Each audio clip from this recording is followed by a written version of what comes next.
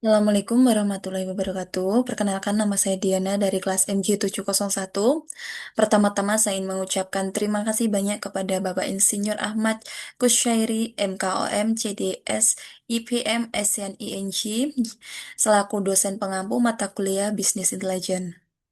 Dan mohon maaf, saya melakukan Zoom secara mandiri karena pada saat melakukan Zoom, saya sedang ada acara nikah dan berhalangan untuk hadir selama 2 minggu.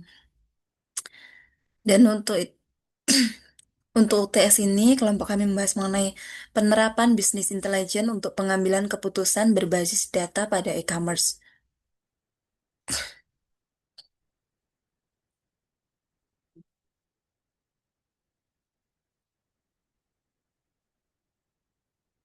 Yang pertama, latar belakang dan rumusan masalah. Mengapa bisnis intelijen penting?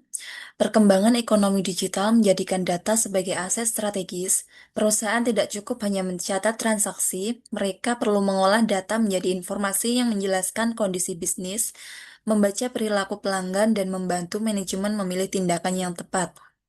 Laporan ekonomi SIA 2024 menempatkan Indonesia sebagai salah satu pasar digital terbesar di Asia Tenggara.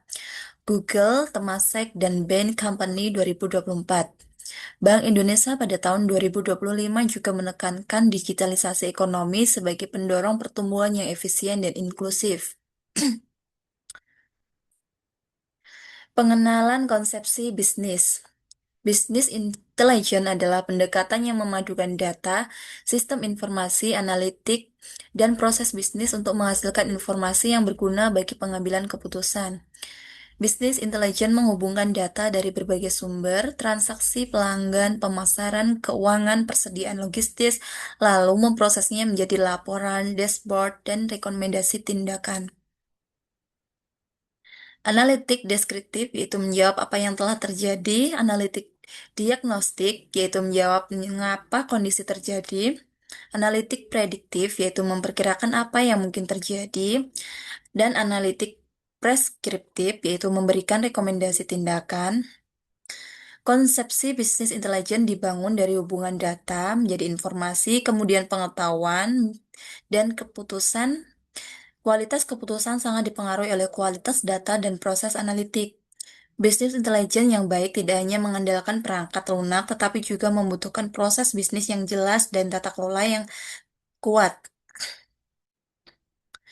Selanjutnya, eksistensi bisnis intelijen dan framework pada e-commerce. Eksistensi bisnis intelijen semakin kuat karena persaingan bisnis menuntut keputusan yang cepat, akurat, dan berbasis bukti. Dalam pemasaran, bisnis intelijen membantu segmentasi pelanggan dan evaluasi promosi. Dalam keuangan, bisnis intelijen membantu analisis pendapatan dan margin. Dalam operasional, bisnis intelijen membantu pengendalian persediaan dan distribusi. Dalam layanan pelanggan, bisnis intelijen membantu membaca keluhan kepuasan dan loyalitas pelanggan. Framework ini menghubungkan sumber data hingga keputusan bisnis secara sistematik. Seluruh lapisan dilindungi oleh tata kelola dan keamanan data yang memastikan kualitas, akses terkendali, serta penggunaan data yang etis, terutama penting karena e-commerce mengelola data pribadi pelanggan yang sensitif. Kemudian komponen utama bisnis intelijen. Sistem bisnis intelijen terdiri dari beberapa komponen utama yang saling terkait. Setiap komponen memiliki fungsi berbeda, tetapi semuanya mendukung tujuan yang sama, mengubah data menjadi dasar keputusan bisnis. Komponen sumber data, fungsi utama yaitu menyediakan data awal yang akan dianalisis, dan contoh pada e-commerce yaitu transaksi, klik pencarian, ulasan, logistis, pembayaran. Sumber data ETL atau ELT mengambil, membersihkan, mengubah, dan memuat data. Yaitu contoh pada e-commerce menggabungkan data aplikasi, website, gudang, dan pembayaran. Kemudian data warehouse, yaitu fungsi utama menyimpan data terstruktur untuk analisis historis. Contoh pada e-commerce, analisis penjualan bulanan dan performa promosi lintas kategori. Dan komponen data mart, fungsi utama menyediakan data khusus untuk departemen tertentu. Contoh pada e-commerce, data mart, pemasaran, keuangan, dan logistis. Kemudian OLAP, fungsi utamanya yaitu menganalisis data dari berbagai dimensi dengan penjualan berdasarkan waktu, wilayah, kategori, dan pelanggan. Kemudian data mining, yaitu fungsi utama menemukan pola tersembunyi dalam data, contoh pada e-commerce yaitu segmentasi pelanggan dan rekomendasi produk. Kemudian dashboard, yaitu fungsi utama menyajikan indikator kinerja secara visual, dan contoh pada e-commerce dashboard penjualan, stok kritis keluhan, dan pengiriman. Dan yang terakhir yaitu komponen tata kelola data, fungsi utama mengatur kualitas akses, keamanan, dan etika penggunaan data. Contoh pada e-commerce yaitu hak akses tim, audit data pelanggan, standar, definisi KPI. Tahapan penerapan bisnis intelijen. Penerapan bisnis intelijen harus dilakukan secara bertahap agar sistem yang dibangun benar-benar menjawab kebutuhan bisnis. Yang pertama, identifikasi kebutuhan bisnis, yaitu menentukan masalah yang ingin diselesaikan, misalnya peningkatan konversi penjualan atau pengurangan biaya promosi. Yang kedua, penentuan KPI, yaitu dengan menetapkan indikator seperti conversion rate, cart abandonment rate, average order value, dan customer lifetime value. Yang ketiga, pengumpulan dan integrasi data, yaitu hubungkan data dari sistem internal dan eksternal agar tidak terpecah antar departemen. Yang keempat, pembersihan dan validasi data, yaitu menghapus data duplikat, perbaiki inkonsistensi, dan tetapkan definisi data yang seragam. Yang kelima, penyimpanan data, yaitu simpan data dalam data warehouse, data mart, atau lake, data lake sesuai kebutuhan organisasi. Yang keenam, analisis data, yaitu dengan gunakan metode statistik, OLAP, visualisasi, data mining, atau machine learning. Yang ketujuh, penyajian informasi yaitu sajikan hasil melalui dashboard, laporan manajemen, dan notifikasi bisnis. Dan yang kedelapan, pengambilan keputusan dan evaluasi yaitu ukur kembali keputusan menggunakan data baru untuk perbaikan berkelanjutan. Selanjutnya, relasi lintas fungsi dan strategi sistem informasi bisnis intelijen. Kerjasama lintas fungsi. Bisnis intelijen membutuhkan kerjasama lintas fungsi. Data penjualan berada pada bagian pemasaran dan operasional. Data pelanggan pada sistem CRM, data pembayarannya pada sistem keuangan, dan data pengiriman pada sistem logistik. Jika data tidak diintegrasikan, perusahaan hanya memperoleh gambaran yang terpecah. Koordinasi melibatkan manajemen atau menentukan tujuan dan KPI. Tim TI atau membangun infrastruktur data, analisis data atau mengolah dan menaksirkan data, serta pengguna bisnis atau membaca hasil dan menentukan tindakan. Bisnis intelijen membantu mengurangi ketidakpastian keputusan dibuat berdasarkan bukti, bukan hanya pengalaman. Strategi sistem informasi bisnis intelijen, yaitu strategi bisnis intelijen harus selaras dengan strategi bisnis. Organisasi perlu menetapkan tujuan bisnis intelijen sejak awal, seperti peningkatan penjualan, pengurangan biaya, atau peningkatan kepuasan pelanggan. Yang pertama, integrasi data agar tidak terpisah antar departemen. Yang kedua, kualitas data karena data salah menghasilkan keputusan salah. Yang ketiga, arsitektur teknologi untuk mendukung pertumbuhan volume data. Yang keempat, tata kelola dan keamanan untuk menjaga akses dan privasi. Dan yang terakhir, budaya data agar manajer terbiasa membaca dashboard dan menguji asumsi. Selanjutnya, studi kasus Niaga Mart. Niaga Mart adalah platform e-commerce yang menjual fashion, elektronik, kebutuhan rumah tangga, dan produk kecantikan. Masalah utama yaitu tingginya keranjang belanja yang ditinggalkan, ketidaksesuaian stok dengan permintaan, peningkatan biaya promosi, dan keterlambatan pengiriman. Temukan dashboard Business Intelligence. Cut abandonment tertinggi pada pelanggan baru disebabkan oleh yang pertama, biaya pengiriman baru muncul di tahap akhir checkout.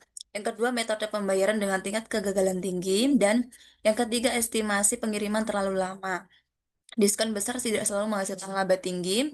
Promosi perlu dievaluasi berdasarkan profitabilitas, bukan hanya jumlah pesanan.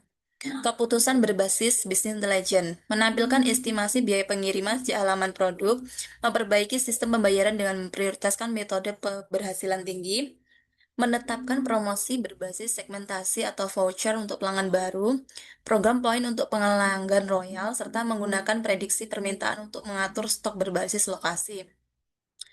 Dampak penerapan keputusan lebih cepat dengan data waktu nyata, promosi lebih efisien terukur terhadap laba, pengalaman pelanggan meningkat, pengelolaan stok lebih akurat berdasarkan pola permintaan, dan kerjasama antar bagian lebih baik karena semua departemen menggunakan sumber data yang sama. Dan analisis kritis, tantangan dan rekomendasi. Tantangan penerapan bisnis intelligence yang pertama, kualitas data. Data tidak lengkap, duplikat, atau tidak konsisten menurunkan akurasi analisis. Organisasi perlu menetapkan standar dan validasi data. Yang kedua, integrasi sistem. E-commerce memiliki banyak sistem atau aplikasi pembayaran, gudang logistis. Jika tidak terhubung, analisis menjadi terpecah. Yang ketiga, privasi dan keamanan data. Perusahaan harus menerapkan perlindungan data, perbatasan akses, ekskripsi, dan audit penggunaan data. Yang keempat, kemampuan SDM. Dashboard tidak bermanfaat jika pengguna tidak mampu membaca dan menafsirkan data. Literasi data menjadi penting.